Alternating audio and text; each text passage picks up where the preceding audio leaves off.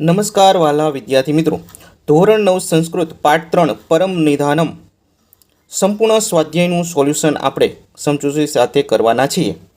કોઈપણ પ્રશ્ન કાપ્યા વગર એટલે કે એક સંપૂર્ણ જવાબ સાથે આપણે આ સોલ્યુશન જોવાના છે. આપણી આઈએમપી યુટ્યુબ ચેનલ છે, તેમાં આપણે તમામ આ વિડીયો મૂકીએ છીએ. ચાલો જોઈએ પહેલો પ્રશ્ન, જેમાં વિકલ્પો તમને આપવામાં આવ્યા છે. તો સીધો જ આપણે અહીંયા જવાબ લીધેલો છે. અહમ ઘટ પંડિત અસ્મિ જવાબ આવશે. શું આવશે જવાબ? અસ્મિ. બરાબર, એટલે અહીંયા અસ્મિ લખીશું. વાયુ ઇતિ શબ્દસ્ય પર્યાય ક, તો વાયુ એટલે વાતઃ થશે. શું થશે મિત્રો? વાતઃ. નેક્સ્ટ જોઈએ, ગવાક્ષ શબ્દસ્ય અર્થ કહ, તો ગવાક્ષનો અર્થ ગુજરાતીમાં ઝરખો થાય છે. ત્યારબાદ ભોપાલ માર્ગે સુવર્ણખંડ અક્ષિપ્ત.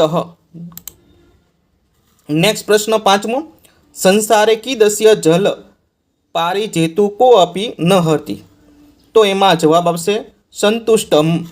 અહમ દાનમ કરિષ્યામિ. પછી કસ્ય શિખરે મુકુટ સદા તિષ્ઠતિ મસ્તકસ્ય. મિત્રો, વિદ્યાર્થી મિત્રો, આ જવાબો તમારી નોટબુકમાં સુંદર અક્ષરે તમે લખી લીજો.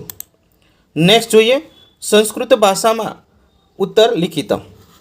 અગ્નિમ ક ભસ્મ કરોતી, તો જવાબ વિદ્યાર્થી મિત્રો લખીશું કે અગ્નિ છે એ કોને ભસ્મ કરે, તો કે મૃદગરમ ભસ્યમ કરોતી. બીજો પ્રશ્ન છે, રાહુ કેન શાંતા ભવતી, એનો જવાબ સામે આપણે લખેલો છે કે રાહુ દાન ગ્રહેણ શાંત ભવતી. ત્રીજો છે, સંતોષ એવમ કસ્ય પરમ નિધાનમ, તો જવાબ લખીશું સંતોષ એવમ પુરુષસ્ય પરમ નિધાનમ. નેક્સ્ટ છે કે ભ્રમર કુત્ર બંદી ભવતી, જવાબ લખીશું ભ્રમર પુષ્પસ્ય અંતરભાગે બંદી ભવતી. નેક્સ્ટ પ્રશ્ન જોઈએ મિત્રો, પ્રશ્ન નંબર 3 છે, ઉદાહરણ અનુસાર શબ્દોના સ્વરૂપો લખવાના છે. અહીંયા તમને ઉદાહરણ મુજબ આપેલું છે. પહેલું એના સાથે આપણે 5 લખેલા છે. જેમ કે પ્રાસાદસ્ય, તો મૂળ શબ્દ છે એ પ્રાસાદ છે, એનો અંત છે અકારાંત છે, એ કારાંતમાં અકારાંત છે. પછી લિંગ છે એ પુલ્લિંગ છે, વિભક્તિ ષષ્ઠી લાગેલી છે, સ્ય છે એટલે, અને એક વચનનું સ્વરૂપ છે. ગવાક્ષે, તો ગવાક્ષ અકારાંત પુલ્લિંગ સપ્તમી એક વચન. વૃષ્ટે છે તો વૃષ્ટિ ઈકારાંત સ્ત્રીલિંગ પંચમી અથવા ષષ્ઠી એક વચન. પંડિતમ, તો પંડિત છે અકારાંત છે, પુલ્લિંગ છે, દ્વિતીયા એક વચન. વિવાદર તયો, તો એમાં વિવાદર અકારાંત પુલ્લિંગ ષષ્ઠી સપ્તમી દ્વિવચન.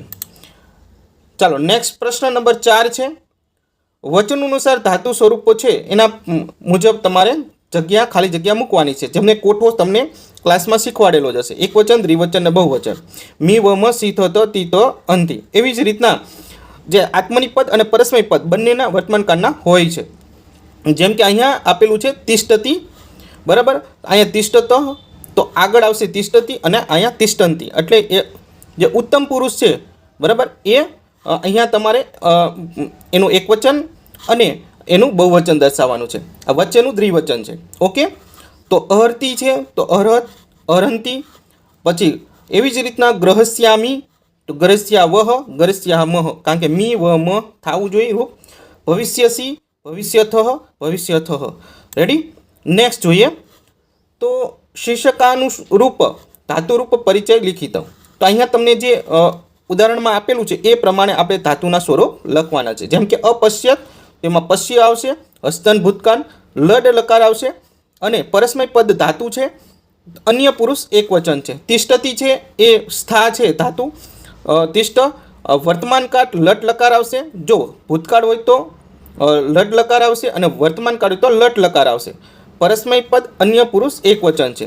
ભવિષ્યતી છે એ ભૂત ધાતુ છે, બરાબર, સામાન્ય ભવિષ્યકાળ છે, લટ લકારમાં આવે છે.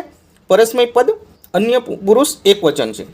પછી સ્થાસ્યામી, એમાં સ્થા છે, સામાન્ય ભવિષ્યકાળ છે, લટ લકાર, પરસ્મય પદ, ઉત્તમ પુરુષ એક વચન.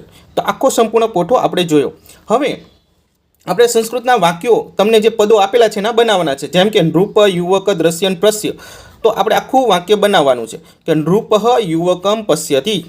પછી જન સભા ગમ ગચ્છ, તો જનાહ સભા ગચ્છન્તે, આપણે ઉપર એનું ભાષાંતર આપેલું છે. તારા દેશ ગુણ પૂજ ભૂ, તો તારા દેશે ગુણાનામ પૂજાનામ ભવતી. પછી ભોજ પ્રજા પ્રિય ભૂ, તો કે ભોજ પ્રજાસુ પ્રિય આસિત, ભૂનું એનું રૂપ આપવાનું છે. વહી મદગર અને દહ, તો અગ્નિ મદગરમ વહતી. નેક્સ્ટ પ્રશ્ન જોઈએ. માતૃભાષામાં ઉત્તર આપવાના છે. પહેલો, રાજા ભોજ કેવા હતા? તો રાજા ભોજ વિદ્યાપ્રેમી, કલાપ્રેમી અને પોતાના પ્રજાજનો પ્રત્યે સ્નેહ રાખનાર હતા. તે વિદ્વાનો અને કલાકારોના સાચા કદરદાતા હતા. બીજો પ્રશ્ન છે, યુવક પોતાને ઘટબંધી શા માટે માને છે? તો જવાબ લખીશું. યુવક કહે છે કે જેમ ઘડામાં છલોછલ પાણી ભરેલું હોય છે તેવી જ રીતે મારામાં પૂરેપૂરું જ્ઞાન છે. તેનામાં જ્ઞાનનો સહેજ પણ અભાવ નથી, એટલે તે પોતાની જાતને ઘટપંડિત માને છે. નેક્સ્ટ પ્રશ્ન ત્રીજો જોઈએ. રાજા ભોજ અને યુવકનો વિવાદ ક્યારે અટકી જાય છે અને શા માટે? તો કે રાજા ભોજ અને યુવકનો વાર્તાલાપ જ્યારે સંતોષનો વિષય આવે છે ત્યારે વિવાદ અટકી જાય છે. કારણ કે સંસ્કૃતમાં સુભાષિત છે કે સંતોષ જ માણસનો સર્વશ્રેષ્ઠ ખજાનો છે. જ્યારે સંતોષ પ્રાપ્ત થાય છે ત્યારે બધું શાંત થઈ જાય છે. તે વચન અનુસાર રાજા ભોજ અને યુવક વિવાદ તેમનો અટકી જાય છે. નેક્સ્ટ પ્રશ્ન ચોથો જોઈએ. ધારા દેશની શી વિશેષતા હતી? તો જવાબ લખીશું મિત્રો કે ધારા દેશનો રાજા ભોજ વિદ્વાન, કવિઓ અને કલાકારોનો મદદગાર હતો. તેમના સમયમાં સાહિત્ય, વિદ્યા, કાવ્યકલાનો ઉત્કર્ષ તેમજ ચરમસીમા પર પહોંચ્યો હતો. આવી ધારાનગરીના સામાન્ય પ્રજાજનો પણ કાવ્ય સર્જન અને વિવિધ કલાઓમાં નિપુણ હતા. તેથી ધારા દેશ દૂર દૂરના દેશોમાંથી આવતા અનેક પંડિત અને કવિઓના ગુણોનું પૂજન કરતો હતો. નેક્સ્ટ વિદ્યાર્થી મિત્રો, અહીંયા આપણે બધા પ્રશ્નો જવાબ જોઈ લીધા છે. આ પ્રકરણ પૂરું થયું. વિડીયો ગમ્યો હોય તો વિડીયોને લાઇક કરી દેજો અને ચેનલને છે ખાસ કરીને સબસ્ક્રાઈબ કરી નાખજો. આ બટન દબાવી અને બેલ આઇકન આવે એને પણ ઓન કરી દેજો બધા. અને તમારા મિત્રોને જે છે આ વિડીયોને શેર કરી દેજો, જેથી એને પણ લાભ થઈ શકે.